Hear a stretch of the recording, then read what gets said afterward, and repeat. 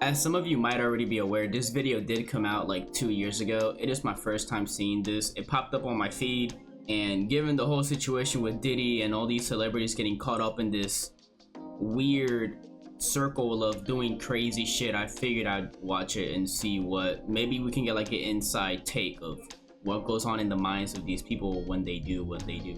I mean, I guess that's the only thing I can think of that this could possibly give us. The hotel industry is a wild experience that helps you understand how disconnected the wildly wealthy are. I've seen the darker side of humanity: suicides, murders, spousal abuse, human trafficking. Damn, bro. Stays with you for a long. Aren't those damn near allegedly almost every allegation Diddy is getting hit with? Let me look. Let me make my shit a little smaller. There we go. Time.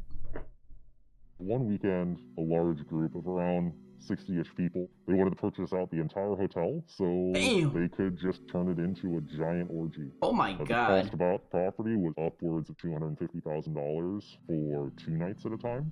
That says you've got money to spend. They left a nightmare room. Blood, feces, semen stains. Oh my god.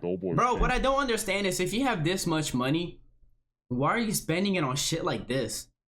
Like, bro, take your mom out to a vacation and a fucking, I don't know, to the Bahamas or some shit. Take your wife, if you have a fucking wife or some shit. Why are rich people spending their money on such crazy ass shit like this? I can never wrap my head around it.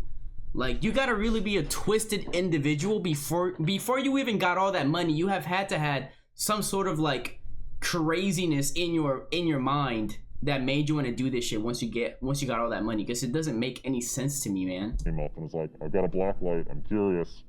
He turned it on, and I remember we looked down and saw the stains. We looked to the side, we saw them on the wall. At one point in the bathroom, we looked up and saw them all on the ceiling, and we were just like, how do you do this? This is not human. Were you exactly, bro?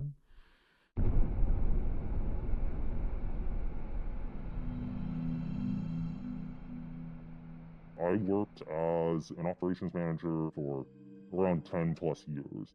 I've worked in hotels where the average daily rate is anywhere from like $99 and then all the way up to boutique properties where the average cost is around $1,400 per night. Oh my god, that's that penthouse price. Price value, the more common it is to be treated like you're less than human. The people who are coming to visit you, famous pop stars and Russian oligarchs, they have a private plane that they get in a private vehicle with all tinted blackout windows. Sometimes they have security squads. They'll snap their fingers at them. Very large sense of entitlement where if they approach the desk, that's crazy, they're the only man. thing that exists to you in that moment. And that's what they came to expect from that level of entering a luxury hotel. Like, bro, what do you even do in a situation like this where you see like this huge pop star celebrity walk into the hotel when you can just tell they're gonna do some foul shit? Like, do you tell your manager? Do you, like, what are you gonna do about it? These people have so much leverage and money over you that in the spot you feel kind of helpless. Like, you can't really do anything about it. Most people who visit boutique hotels are not coming for business. They're there for pleasure. There was a group of fabulously wealthy individuals. You can definitely get a sense of how much wealth they actually have when they're talking about things like buying a fleet of Boeings in the lobby. Oh my god. They would buy out this entire property. They were spending as much as a luxury wedding. And it was basically a giant swingers orgy. You'd have people having sex in the pool, people laying on our wine bars naked, holy having sex shit, on the balcony bro. in plain view. So you're looking up at it. They were having a freak off. And every single room would have a different theme and a safe word posted outside of the door. The one that stands out to me was there's a mermaid-themed room. It was actually kind of impressive, the details they went. So a mermaid. The sea vibe. There was the Wild West room. There was the straight-up BDSM room. One couple we had to talk to, while they were naked, they would purposely wait to start having sex until housekeeping wanted to clean the room. They wanted somebody to watch. You what, bro? That's crazy. And given all this stuff that's going on with Diddy and the whole Diddy party things, bro, like, one can only imagine the type of crazy and foul stuff that went on during those events. Allegedly, if they actually did happen. But Come on, man. You got all this money. That's crazy to me. The day after they had all departed, I got a call from housekeeping saying that one of the showers is busted, and I go take a look at it, and they had hacksawed off the actual shower piece, the shower head, and attached a 4-foot-long anal probe hose to it. Oh my multiple God! settings on the other end. And that was as disgusting as you can imagine. After all of the drama and mental scarring that we put up with for this orgy buyout group, probably between about 30 staff, I want to say we made $20 in tips. Wow. Wow. You go into this hotel, bro. You throw this huge ass Diddy party. A freaky ass party. You dirty the room to an imaginable state. And then you don't even tip the fucking people that go and clean that shit up. That's crazy. Bro, I would quit. I would quit this damn job. It's too much of a risk. And at the same time, you can't tell anybody because they have so much money. If they find out, because I'm pretty sure clerks wear their names on their tags. So if that celebrity, whoever finds out you snitched on them, like, you better hope he doesn't try to fucking find you or get you killed or some shit. I found myself on more than one occasion getting stuck in awkward situations between husbands, their lovers, and then the actual wife. The worst case scenario was husband and wife shared credit cards naturally, and she started seeing the hotel show up on the books, and she stormed in and like slammed bank statements down. It's like, I know my husband's here, you guys are lying to me. God. We have to just say, you know what, I'm so sorry, we don't have anyone here by this name. And meanwhile, we can literally hear them having sex upstairs. Apparently she didn't notice the sounds were familiar to her, which might be a sad statement on their marriage, actually. What?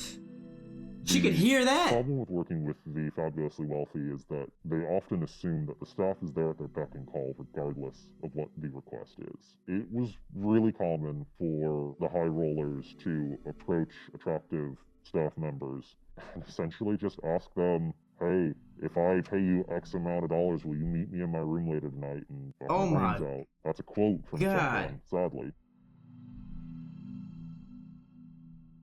We had a very busty, gorgeous front desk woman at one hotel, and someone came down and offered her quite a bit of money in front of management. And at the moment, she naturally declined. I have security cameras in all the halls, and seeing that person sneak out around 2 a.m. was definitely a little suspicious. She folded? The shocking example was an incident where the wedding was around 2 p.m.-ish that day. Come nightfall, one of our event staff slept with the wife and ended up getting caught. It turned into quite a big deal with screaming and shouting and all this stuff. He hid in a bathroom in a supply closet until the heat died down. And then he just walked into the front office and clocked out like nothing ever happened. His mom happened to be in charge of events, so she made sure he didn't get terminated. So there's corruption even in the actual business running these hotels.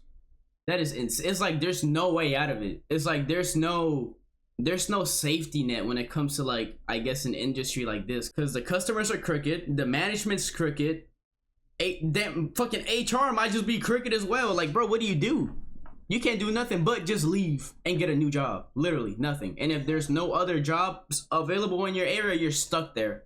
Like, you're just stuck and you're screwed. That is a sad situation, man. Very sad situation. The demographics of the staffs who work at hotels are usually pretty evenly split.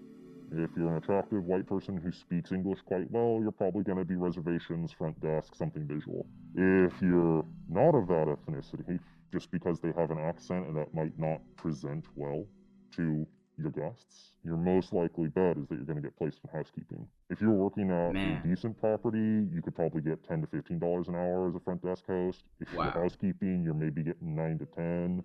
It was wildly unfair. We were actually advised to handle our housekeeping teams under the concept of divide and conquer, telling them, you know, oh, well, so-and-so's team's much better than yours. You should really try to keep up with the Mexican team. Wow. It creates that toxic environment. This prevented the entire housekeeping team from uniting together and presenting concerns. And I saw that. That's horrible. In multiple hotels. That's horrible. In retrospect, I can safely say that the hours they made me work, the wild situations you'd run into, it's a miracle that I never got in a really bad car accident commuting. It slowly burns you out in a way that you can't explain until you're out of it. You just kind of know something's wrong and you're not happy. The biggest thing that the public doesn't understand about the hotel industry is that there are wild things happening behind closed doors every single day. Fabulously wealthy individuals are wild. That is Everything sick. happens behind closed doors at hotels. That is sick as hell. That was actually a very sad video. I can't even lie to y'all, man. In an industry like that, let's take his story for example. The customers are awful. The hours are awful. The commute is awful. The pay is awful. The management's awful. They're dividing the staff through these toxic things they're doing with the Mexican team's doing better and this team's doing better. Man, that is a horrible place to be at. And that is a very sad, that was a sad video. I'm not gonna keep bringing up the whole Diddy situation because I know everything is still allegedly this, allegedly that, and I don't really want to get caught up in that. But I hope you guys enjoyed the video. I love every single one of y'all, man. Old subscribers, present subscribers, and future subscribers. You guys have a nice day, and I'll see y'all in the next one. Peace.